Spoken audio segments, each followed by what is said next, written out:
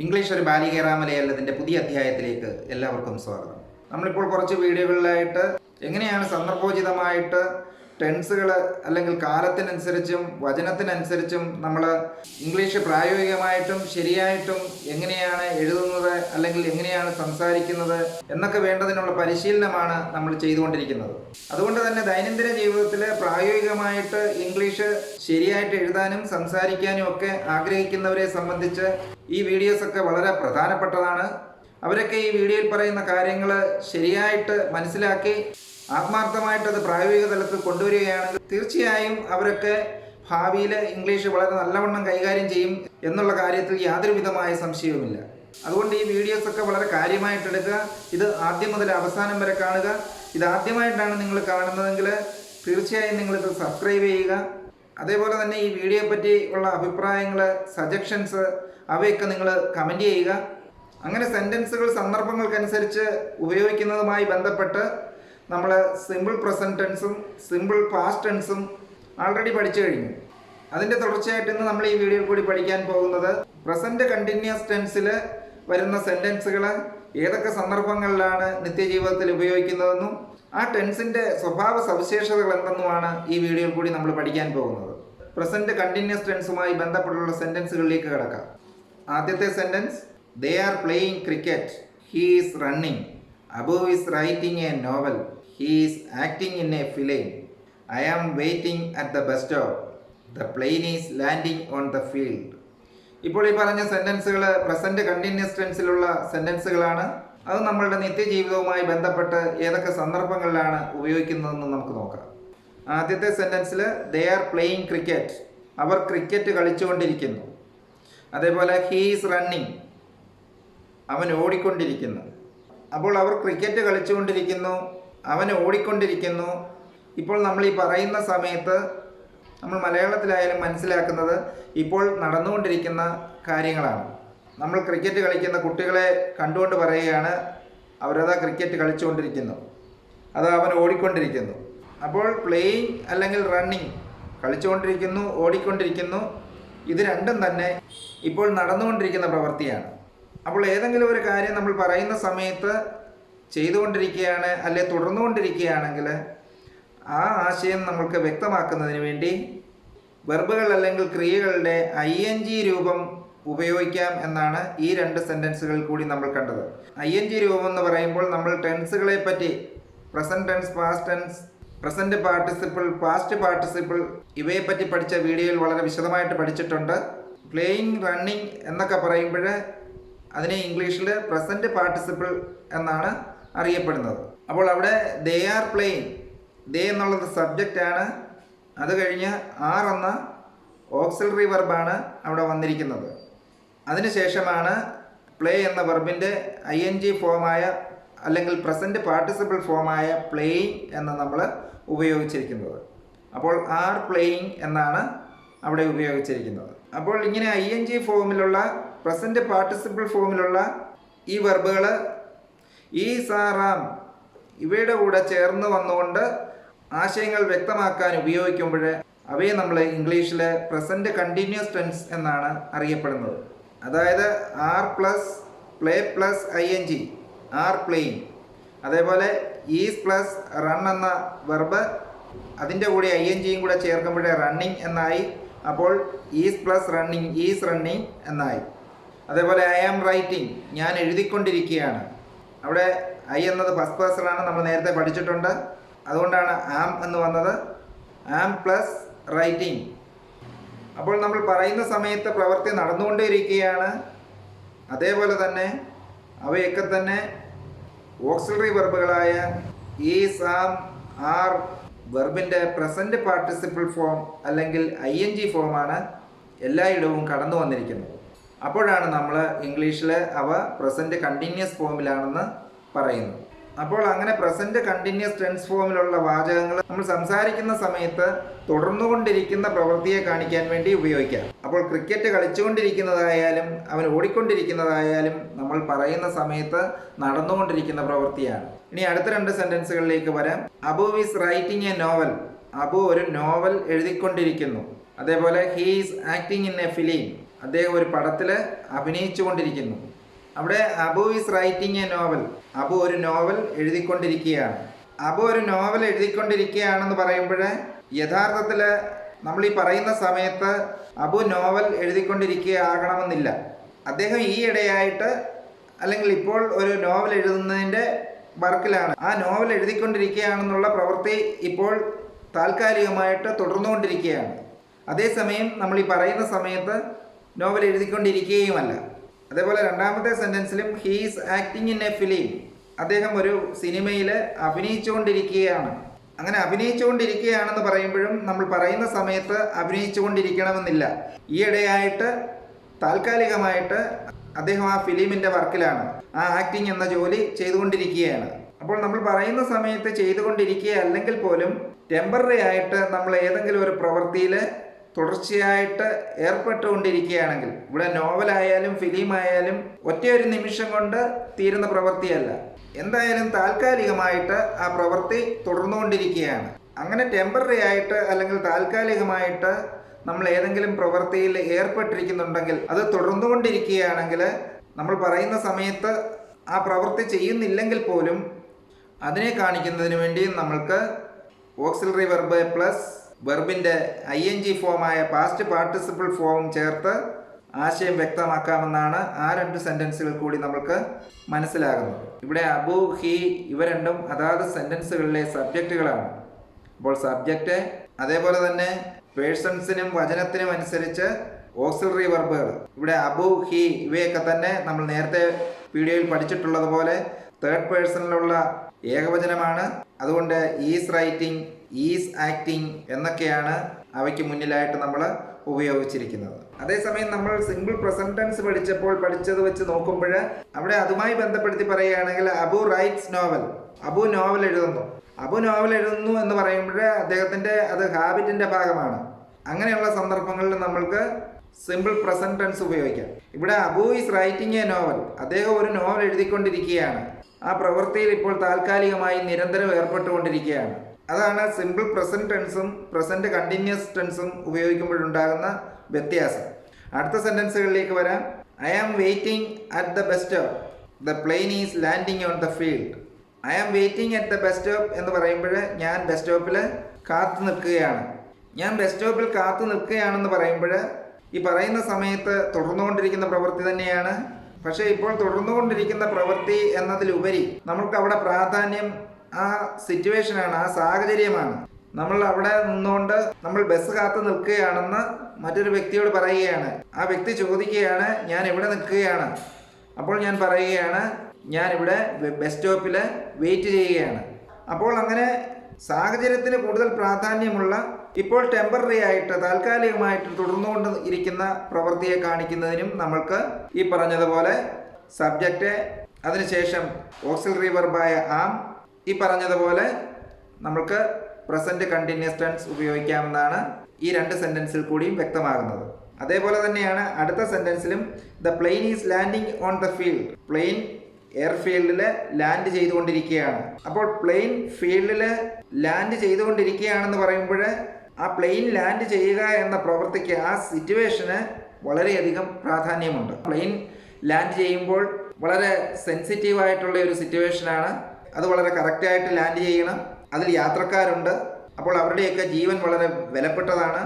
അപ്പോൾ അവിടെ ടെമ്പററി ആയിട്ട് താൽക്കാലികമായിട്ട് നമ്മൾ പറയുന്ന സമയത്ത് തുടർന്നുകൊണ്ടിരിക്കുന്ന പ്രവൃത്തിയാണെങ്കിലും ആ സിറ്റുവേഷന് വളരെ പ്രാധാന്യമുണ്ട്. അങ്ങനെ നമ്മൾക്ക് സിറ്റുവേഷന് വളരെ പ്രാധാന്യമുള്ളതും അതേസമയം നമ്മൾ പറയുന്ന സമയത്ത് തുടർന്നുകൊണ്ടിരിക്കുന്ന താൽക്കാലികമായ പ്രവൃത്തികളെ കാണിക്കാനും നമ്മൾക്ക് ഈ പറഞ്ഞ ഓക്സിലറി വെർബുകളുടെ പ്രസന്റ് ഫോമും അതേപോലെ തന്നെ വെർബുകളുടെ റൂട്ട് ഫോം ING ചേർന്നുകൊണ്ട് പ്രസന്റ് പാർട്ടിസിപ്പിൾ ആയിക്കൊണ്ട് സബ്ജക്റ്റിനോടുകൂടി ചേർന്ന് വന്ന് ഇങ്ങനെയുള്ള സന്ദർഭങ്ങളിൽ ആശയങ്ങൾ വ്യക്തമാക്കാൻ ഉപയോഗിക്കാമെന്നാണ് നമ്മൾ ഈ സെൻറ്റൻസുകളിൽ കൂടി മനസ്സിലാക്കുന്നത്.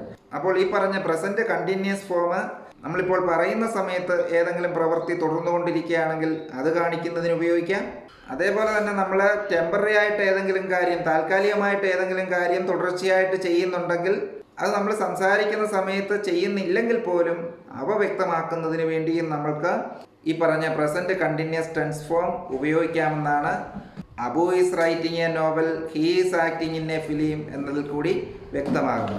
അതേപോലെ തന്നെ നമ്മൾ സംസാരിക്കുന്ന സമയത്ത് താൽക്കാലികമായിട്ട് നടക്കുന്ന പ്രവൃത്തികൾ ആ വർത്തമാനകാലത്ത് നടക്കുന്ന പ്രവൃത്തിയേക്കാൾ ഉപരി ആ സാഹചര്യത്തിനാണ് പ്രാധാന്യമെങ്കിലും നമ്മൾക്ക് പ്രസൻറ്റ് കണ്ടിന്യൂസ് ടെൻസ് ഉപയോഗിക്കാമെന്നാണ് നമ്മൾക്ക് ആ ലാസ്റ്റ് 2 സെൻറ്റൻസിൽ കൂടി വ്യക്തമാകുന്നു. അപ്പോൾ ഇപ്പോൾ നമ്മൾ കണ്ട സെൻറ്റൻസുകളിൽ കൂടി പ്രസൻറ്റ് കണ്ടിന്യൂസ് ടെൻസ് ഫോം എങ്ങനെയായിരിക്കുമെന്നും അവ ഏതൊക്കെ സന്ദർഭങ്ങളിലാണ് ഉപയോഗിക്കുന്നതെന്നുമാണ് കണ്ടത്. ഇനി ഈ പ്രസൻറ്റ് കണ്ടിന്യൂസ് ടെൻസ് അടുത്തതായി ഏതൊക്കെ സന്ദർഭങ്ങളിൽ കൂടി ഉപയോഗിക്കാമെന്ന് നമുക്ക് നോക്കാം. ആദ്യത്തെ sentence, he is arriving this week, I am going to Chennai tomorrow, he is always speaking for the poor, we are constantly acting against evils, I am feeling happy, he is thinking of a new project. ആദ്യത്തെ സെൻറ്റൻസിൽ she is arriving this week, അവൾ ഈ ആഴ്ചയിൽ എത്തിച്ചേരും അല്ലെങ്കിൽ അവൾ ഈ ആഴ്ചയിൽ വരും. അവിടെ ഷീ എന്നുള്ളത് തേർഡ് പേഴ്സണിലുള്ള സബ്ജക്റ്റാണ്, ഈസ് എന്നുള്ളത് പ്രസൻറ്റ് ഫോമിലുള്ള ഓക്സിലറി വെർബാണ്. അറൈവ് എന്ന വെർബിൻ്റെ കൂടെ ing ചേർന്നപ്പോഴാണ് അറൈവിങ് എന്ന പ്രസൻറ്റ് പാർട്ടിസിപ്പിൾ ഫോം നമുക്ക് കിട്ടിയത്. അവിടെ അങ്ങനെ പ്രസൻറ്റ് കണ്ടിന്യൂസ് ടെൻസിലുള്ള സെൻറ്റൻസ് ആണ് ഉണ്ടായിരിക്കുന്നത്. അവൾ ഈ ആഴ്ചയിൽ എത്തും എന്ന് പറയുമ്പോൾ നമുക്കറിയാം ഭാവിയിൽ തൊട്ടടുത്ത് തന്നെ നടക്കാൻ പോകുന്ന പ്രവൃത്തിയെ പറ്റിയാണ് പറയുന്നത്. അതേപോലെ തന്നെ ഈ ആഴ്ചയിൽ എത്തും എന്ന് പറയുമ്പോൾ അത് ഏറെക്കുറെ അറേഞ്ച്ഡ് ആണ്, പ്ലാൻഡ് ആണ്. അതേപോലെ തന്നെയാണ് I am going to Chennai tomorrow, ഞാൻ നാളെ ചെന്നൈക്ക് പോകും. അവിടെയും ഐ എന്നുള്ളത് ഫസ്റ്റ് പേഴ്സൺ ആണ്, അതിൻ്റെ കൂടെ ആം ഗോയിങ്. അവിടെയും നാളെ എന്ന് പറയുന്നത് സമീപ ഭാവിയിലുള്ള അല്ലെങ്കിൽ നിയർ ഫ്യൂച്ചറിലുള്ള കാര്യമാണ്, അതും പ്ലാൻഡ് ആണ്, അറേഞ്ച്ഡ് ആണ്. അപ്പോൾ ഈ 2 സെൻറ്റൻസുകളിൽ കൂടി മനസ്സിലാകുന്നത് നിയർ ഫ്യൂച്ചറിൽ അല്ലെങ്കിൽ സമീപ ഭാവിയിൽ തൊട്ടടുത്ത നാളുകളിൽ ഏതെങ്കിലും കാര്യം അറേഞ്ച്ഡ് ആയിട്ട് പ്ലാൻഡ് ആയിട്ട് നടക്കാൻ പോകുന്നുണ്ടെങ്കിൽ ആ കാര്യങ്ങൾ സൂചിപ്പിക്കുന്നതിന് വേണ്ടിയും നമ്മൾക്ക് പ്രസൻറ്റ് കണ്ടിന്യൂസ് ടെൻസ് ഫോം ഉപയോഗിക്കാമെന്നാണ് ഈ 2 സെൻറ്റൻസുകളിൽ കൂടി നമുക്ക് വ്യക്തമാകുന്നത്. അതേപോലെ അടുത്ത 2 സെൻറ്റൻസുകളിലേക്ക് പോകാം. He is always speaking for the poor, അദ്ദേഹം എല്ലായ്പ്പോഴും പാവങ്ങൾക്ക് വേണ്ടി സംസാരിക്കുന്നു അല്ലെങ്കിൽ പാവങ്ങൾക്ക് വേണ്ടി ഫൈറ്റ് ചെയ്തുകൊണ്ടിരിക്കുന്നു. അതേപോലെ we are constantly acting against evils, ഞങ്ങൾ നിരന്തരമായിട്ട് തിന്മകൾക്കെതിരെ പോരാടുന്നു അല്ലെങ്കിൽ തിന്മകൾക്കെതിരെ പ്രവർത്തിക്കുന്നു. ആ 2 സെൻറ്റൻസുകളിലും ഓക്സിലറി വെർബുകളായ ഈസ്, ആർ ഇവയ്ക്ക് ശേഷം ഓൾവേസ്, കോൺസ്റ്റൻ്റ്ലി എന്നാണ് വന്നിരിക്കുന്നത്. അതിനുശേഷമാണ് നമ്മൾ സ്പീക്കിംഗ്, ആക്ടിങ് എന്നീ പ്രസൻറ്റ് പാർട്ടിസിപ്പിൾ ഫോമിലുള്ള വെർബുകൾ ആ സെൻറ്റൻസുകളിൽ ഉപയോഗിച്ചിരിക്കുന്നത്. ഇവിടെ ആദ്യത്തെ സെൻറ്റൻസ് എല്ലായ്പ്പോഴും പാവങ്ങൾക്ക് വേണ്ടി സംസാരിച്ചു കൊണ്ടിരിക്കുന്നു അല്ലെങ്കിൽ പ്രവർത്തിച്ചു കൊണ്ടിരിക്കുന്നു എന്ന് പറയുമ്പോൾ ഹാബിച്വലായിട്ടുള്ള ഒരു കാര്യമാണെങ്കിൽ പോലും അവിടെ നമ്മൾ സിമ്പിൾ പ്രസൻറ്റ് ടെൻസിന് പകരം ഈ പറഞ്ഞ പ്രസൻറ്റ് കണ്ടിന്യൂസ് ടെൻസ് ആണ് ഉപയോഗിച്ചിരിക്കുന്നത്. കാരണം അദ്ദേഹത്തിൻ്റെ അത് പൊതുവായിട്ടുള്ള ഹാബിച്വലായിട്ടുള്ള കാര്യമാണെങ്കിൽ പോലും ആ സെൻറ്റൻസിൽ കൂടി നമുക്ക് വ്യക്തമാകുന്നത് ഒരു നിർബന്ധ ബുദ്ധിയാണ്. അദ്ദേഹം എന്തിനെതിരെയോ ഉറച്ച ഒരു തീരുമാനത്തിൽ കൂടി പ്രവർത്തിക്കുന്നു അല്ലെങ്കിൽ ഒബ്സ്റ്റിനേറ്റ് ആയിട്ട് പ്രവർത്തിക്കുന്നു എന്നുള്ളതാണ്. അങ്ങനെ ഏതെങ്കിലും ഒരു കാര്യം ഹാബിച്വലായിട്ടുള്ളതാണെങ്കിൽ പോലും അല്ലെങ്കിൽ നിരന്തരമായിട്ട് അല്ലെങ്കിൽ പൊതുവായിട്ട് നടന്നുകൊണ്ടിരിക്കുന്ന കാര്യമാണെങ്കിൽ പോലും ഇങ്ങനെ നിർബന്ധ ബുദ്ധിയോടുകൂടി അല്ലെങ്കിൽ ഏതെങ്കിലും അവസ്ഥ അല്ലെങ്കിൽ സാഹചര്യം അവയ്ക്കെതിരായി പ്രവർത്തിച്ചു കൊണ്ടിരിക്കുന്നു എന്ന് കാണിക്കുമ്പോൾ നമ്മൾ സാധാരണയായിട്ട് ഈ രീതിയിൽ പ്രസൻറ്റ് കണ്ടിന്യൂസ് ടെൻസ് ഉപയോഗിച്ചാണ് ആ ആശയം വ്യക്തമാക്കുന്നത്. അതേപോലെ തന്നെ ഇങ്ങനെ നിർബന്ധ ബുദ്ധിയോടുകൂടി ഈ ഹാബിച്വലായിട്ടുള്ള കാര്യങ്ങൾ വ്യക്തമാക്കുമ്പോൾ മിക്കവാറും ആ സെൻറ്റൻസുകളിൽ ഓൾവേസ്, കോൺസ്റ്റൻ്റ്ലി എന്നീ പദങ്ങൾ കടന്നു വരാറുണ്ട്. അതുകൊണ്ടാണ് ഇവിടെ ഓൾവേസ് സ്പീക്കിംഗ്, കോൺസ്റ്റൻ്റ്ലി ആക്ടിങ് എന്നൊക്കെ ഈ 2 സെൻറ്റൻസുകളിലും വന്നത്. അതേപോലെ ഇനി ലാസ്റ്റ് 2 സെൻറ്റൻസിലേക്ക് വരാം. I am feeling happy, he is thinking of a new project, ഞാൻ സന്തോഷവാനാണ് അല്ലെങ്കിൽ എനിക്ക് സന്തോഷം തോന്നുന്നുണ്ട്. അവിടെ ഐ ആം ഫീലിംഗ് ഹാപ്പി എന്നാണ് ഉപയോഗിച്ചിരിക്കുന്നത്. നമ്മൾ നേരത്തെയൊക്കെ പല വീഡിയോകളിലും പഠിച്ചിട്ടുണ്ട്. നമ്മളുടെ പെർസെപ്ഷൻസ്, മെൻ്റൽ പെർസെപ്ഷനുമായിട്ട് ബന്ധപ്പെട്ട് അല്ലെങ്കിൽ മാനസിക ചിന്താഗതിയുമായി ബന്ധപ്പെട്ടുള്ള ക്രിയകൾ നമ്മൾ സിമ്പിൾ പ്രസൻറ്റ് ടെൻസിലാണ് ഉപയോഗിക്കുന്നത്. അങ്ങനെ വരുന്ന ഫീൽ, ടേസ്റ്റ്, തിങ്ക്, സ്മെൽ ഇങ്ങനെയൊക്കെയുള്ള പദങ്ങൾ നമ്മൾ സാധാരണയായിട്ട് സിമ്പിൾ പ്രസൻറ്റ് ഫോമിലാണ് ഉപയോഗിക്കുന്നതെന്ന് നമ്മൾ പഠിച്ചിട്ടുണ്ട്. പക്ഷേ ഇവിടെ ഐ ആം ഫീലിംഗ് ഹാപ്പി എന്നാണ് പറഞ്ഞിരിക്കുന്നത്. എനിക്ക് സന്തോഷം തോന്നുന്നുണ്ട് അല്ലെങ്കിൽ എനിക്ക് സന്തോഷം ഫീൽ ചെയ്യുന്നുണ്ട്. എനിക്ക് സന്തോഷം ഫീൽ ചെയ്യുന്നുണ്ട്, തോന്നുന്നുണ്ട് എന്ന് പറയുമ്പോൾ അത് വളരെ താൽക്കാലികമായിട്ട് നടക്കുന്ന ഒരു പ്രവൃത്തിയാണ്. അതേപോലെ he is thinking of a new project, അദ്ദേഹം ഒരു പുതിയ പ്രോജക്റ്റിനെ പറ്റി ചിന്തിച്ചുകൊണ്ടിരിക്കുന്നു. അവിടെയും തിങ്ക് എന്നതിൻ്റെ പ്രസൻറ്റ് പാർട്ടിസിപ്പിളായി നമ്മൾ തിങ്കിങ് എന്നാണ് ഉപയോഗിച്ചിരിക്കുന്നത്. അപ്പോൾ ഇങ്ങനെയുള്ള മെൻ്റൽ പെർസെപ്ഷനുമായിട്ട് ബന്ധപ്പെട്ടുള്ള വെർബുകളാണെങ്കിൽ പോലും നമ്മൾക്ക് വളരെ ടെമ്പററി ആയിട്ട് അല്ലെങ്കിൽ താൽക്കാലികമായിട്ടുള്ള നമ്മളുടെ അവസ്ഥയെ കാണിക്കുന്നതിന് വേണ്ടി നമ്മൾക്ക് ഈ മെൻ്റൽ പെർസെപ്ഷൻ അല്ലെങ്കിൽ ഇമോഷൻസുമായിട്ട് ബന്ധപ്പെട്ടുള്ള വെർബുകളൊക്കെ ഉപയോഗിക്കാമെന്നാണ് ഈ രണ്ട് സെൻറ്റൻസുകൾ കൂടി നമുക്ക് വ്യക്തമാകുന്നത്. അതേസമയം ഐ ഫീൽ ഹാപ്പി എന്ന് പറയുമ്പോൾ അതിന് കുറച്ചുകൂടി എൻറ്റിറ്റി ഉണ്ട്.